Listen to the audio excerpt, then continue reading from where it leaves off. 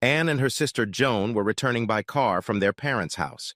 John, Anne's husband, usually drove the car, but he was held up at work. Anne smiled at Joan and said, "I had to drive the Miata." Joan shook her head and said, "And where would we put all our stuff?" Anne loved her Miata convertible. She named the car Mary and was inseparable from her for 12 years. The car was both her parents' 18th birthday present and her high school graduation. Anne looked at Joan and said, "John and I always have only the essentials with us." At the traditional family reunion, everyone asked about John. Anne's father was especially disappointed that John couldn't make it. Anne and Joan were 2 of 5 daughters. Their father had no sons. That said, no one knew which of the sisters was the favorite daughter.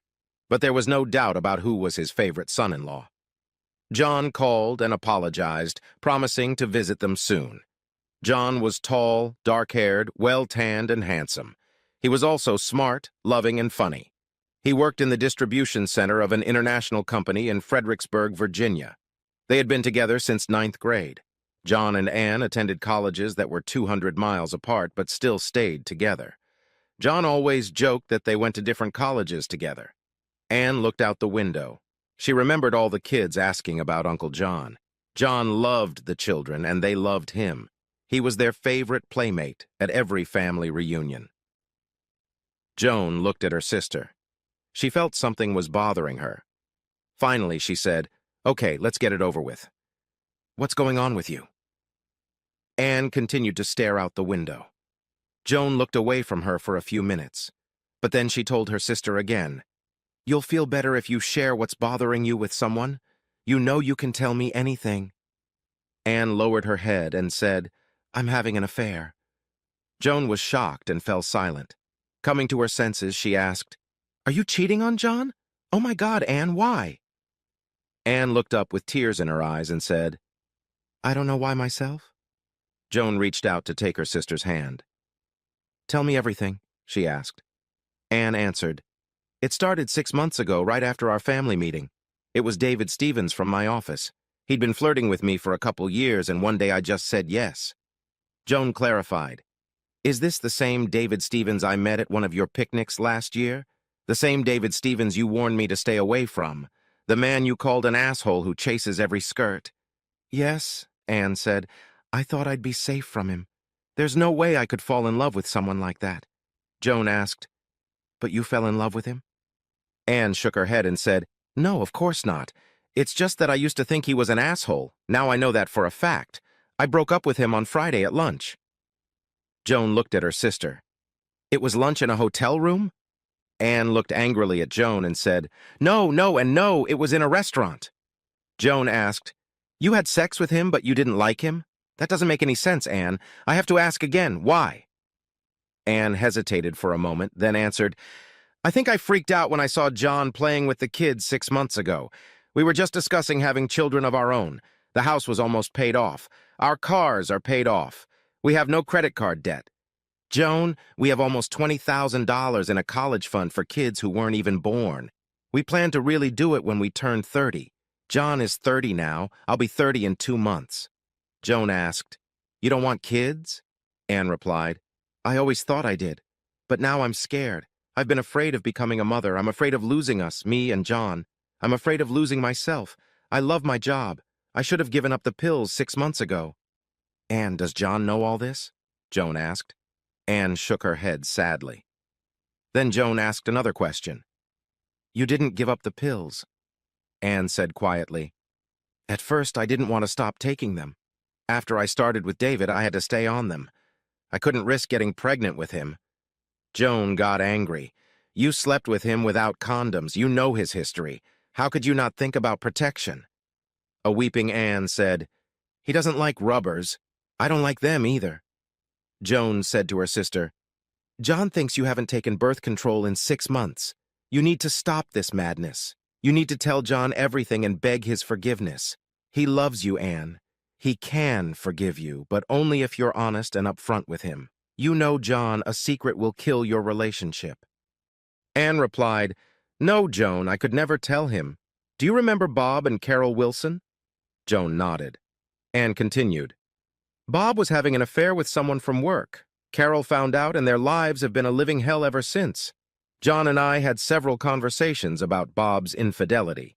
He couldn't understand how someone in love could cheat. I tried to defend Bob. I told John that if they really loved each other, they could save their marriage.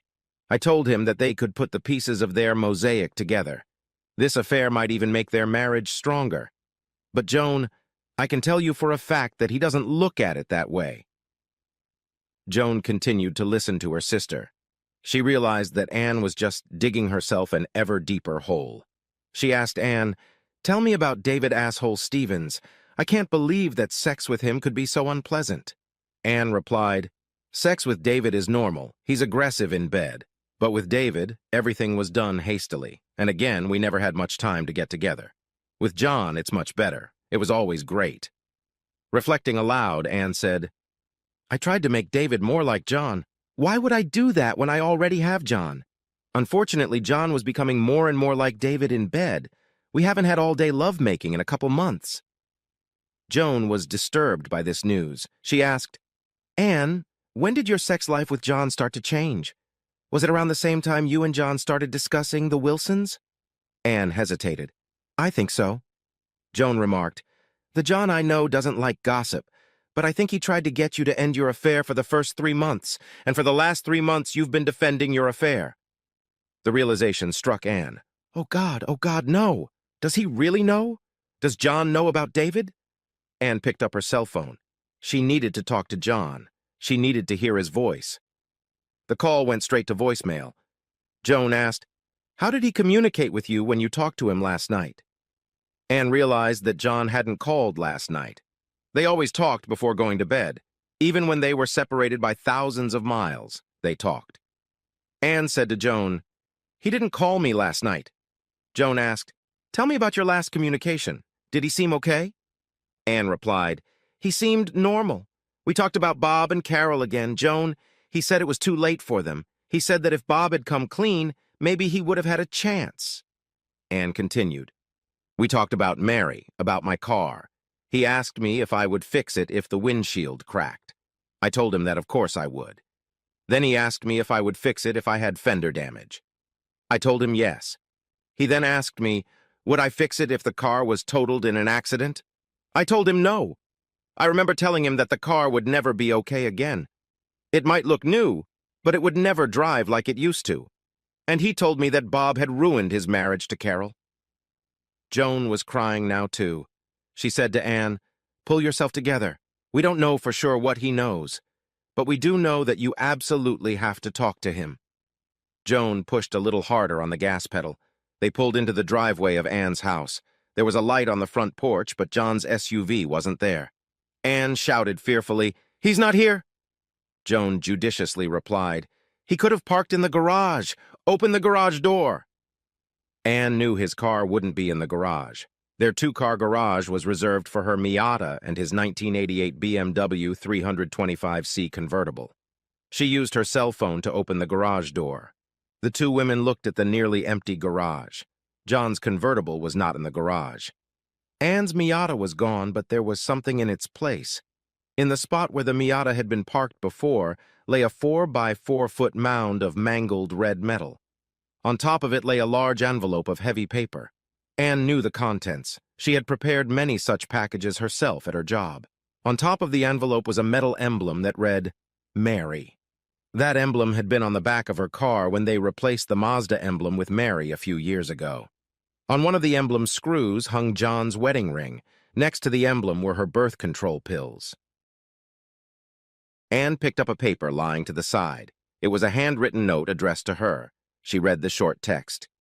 "Dear Anne, I'm sorry that everything I did wasn't enough for you. I hope you and David will be happy together. I just wanted you to respect me enough to tell me that to my face. Your Mary is that metal junk you see in the garage.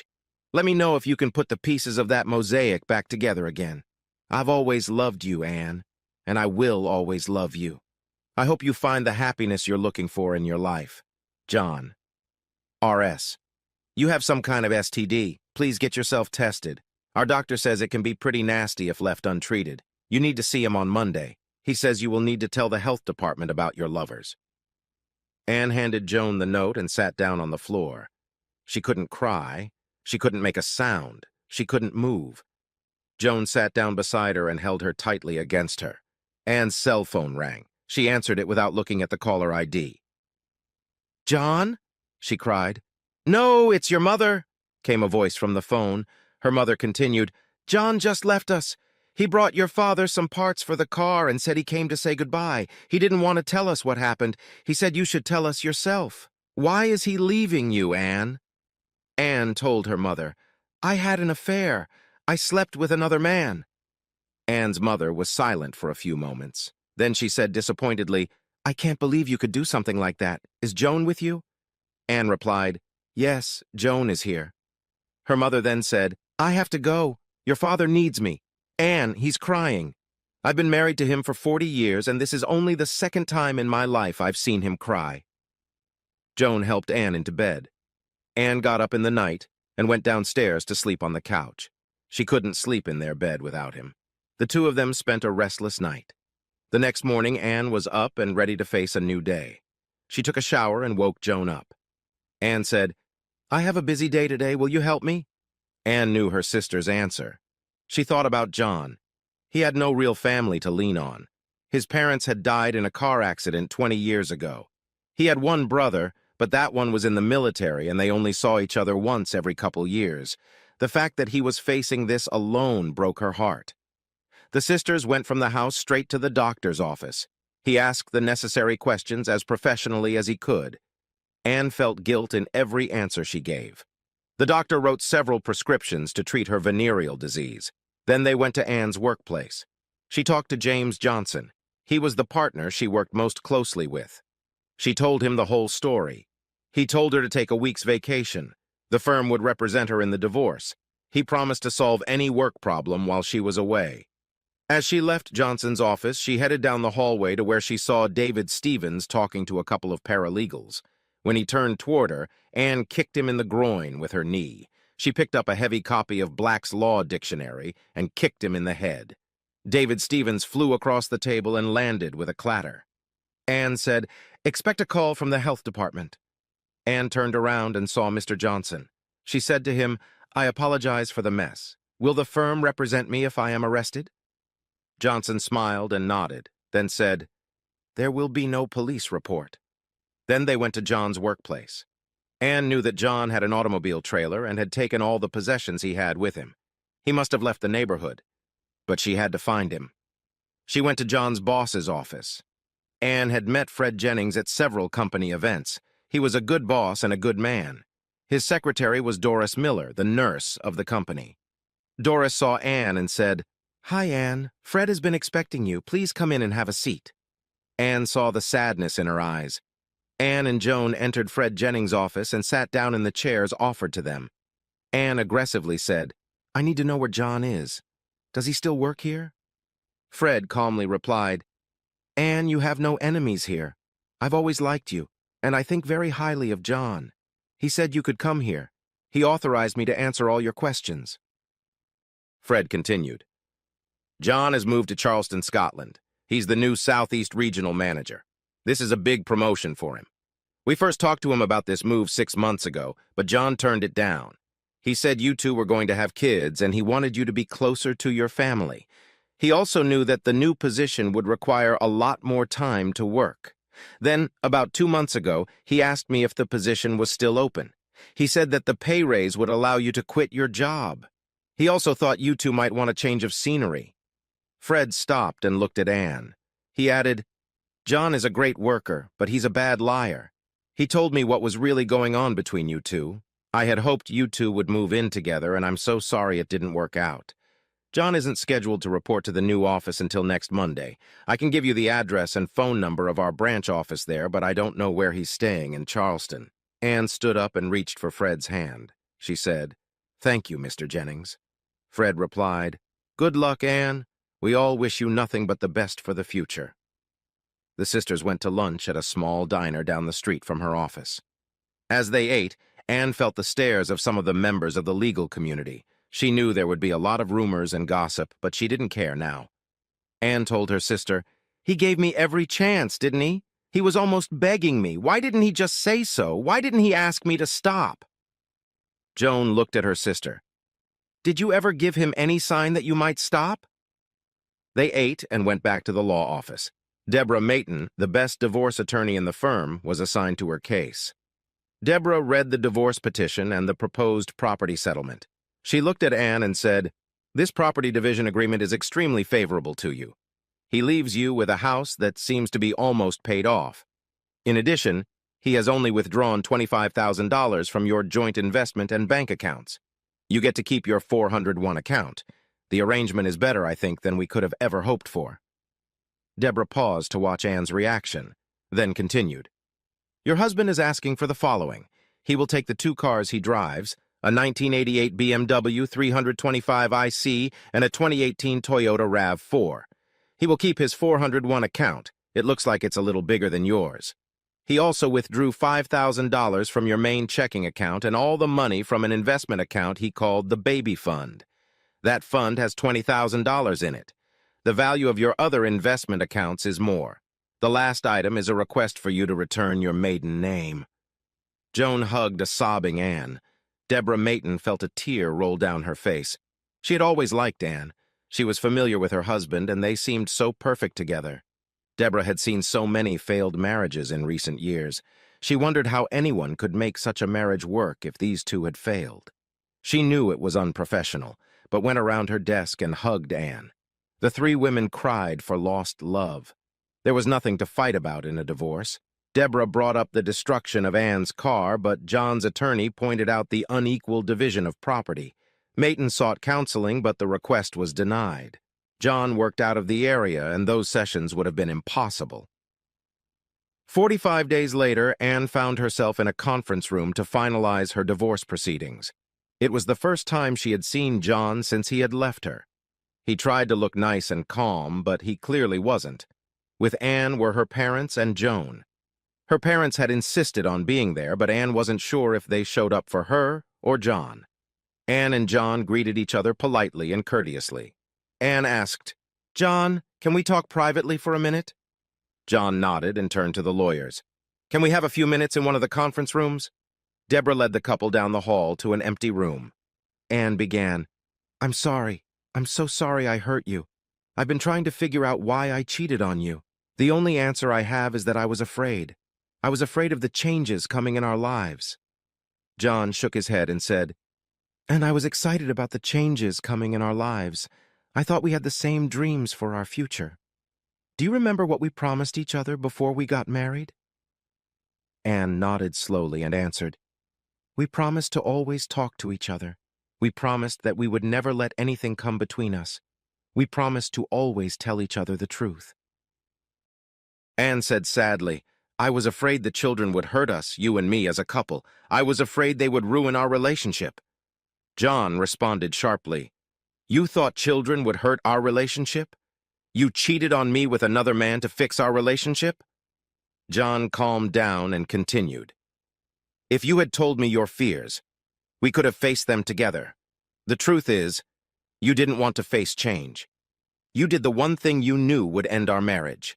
Anne said, "You should know that David was never a threat to our marriage." John looked at Anne and replied, "I know he wasn't a threat. You were a threat to our marriage. I'm sorry I couldn't save us from you." She knew he was telling the truth. There was nothing more to say. Anne walked over to John and hugged him. John returned the hug, and the 2 former lovers snuggled together for several minutes. They left the room and went back to their lawyers and family. The papers were signed quickly. As they were about to leave, John turned to Anne and gave her a key and a piece of paper. He said to her, "I have some of your things in the storage room. You need to go there today or tomorrow before your lease expires." John hugged Anne's mom and shook her dad's hand. He promised to visit them as they asked. He hugged Joan and thanked her for being there for Anne. John turned and walked out of Anne's life. Anne wanted to just go home, but her father insisted they go to the warehouse. Her father opened the door, and the 4 of them stared at the contents. There was the Mary, parked there in all its glory. The Miata looked like it had just been waxed. Anne checked the back of the car for the emblem. It was in place. The car had the personal license plates. Anne, Miata. Anne read the note she found on the windshield. Anne, this is the real Mary. The car you found in the garage was an old wreck I found in a junkyard. I wanted you to feel my pain, but I couldn't take Mary away from you. Remember when we made 2 emblems for that car? I hope you two have many more happy days together. Love, John R.S.